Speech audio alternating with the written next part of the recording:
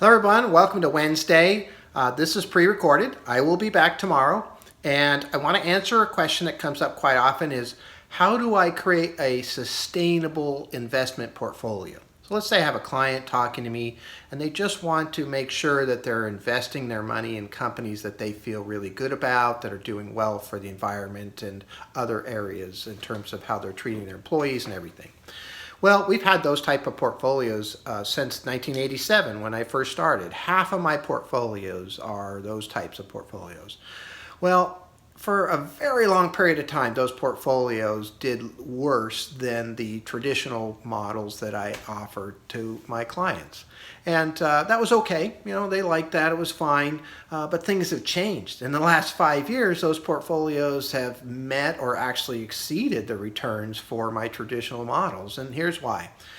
Used to be you had a fund manager who would decide what to pick and do the analyst on, how this company was doing in terms of its social responsibility.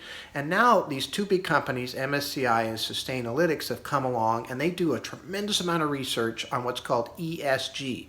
E for environmental, S for social, how they treat the community that they're in, and G for governance, basically how they run their company and how they treat their employees.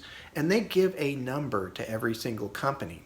And so what happens was now these investment companies can come along like Vanguard or BlackRock, and they can say, hey, I want to create an index, but I only want to use companies with this ESG number or higher. And so what's happened is it brought the cost way down. We no longer have the fund manager to pay.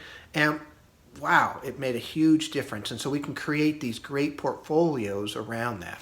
And so that's what happens. That's how it works. It's really fascinating. I'd be happy to show you. Many of you already have these portfolios, but if you're interested, I'd be happy to show you how that works also. And so that's what we're going to talk about today. And I thank you very much. And I look forward to talking to you live tomorrow. Thank you.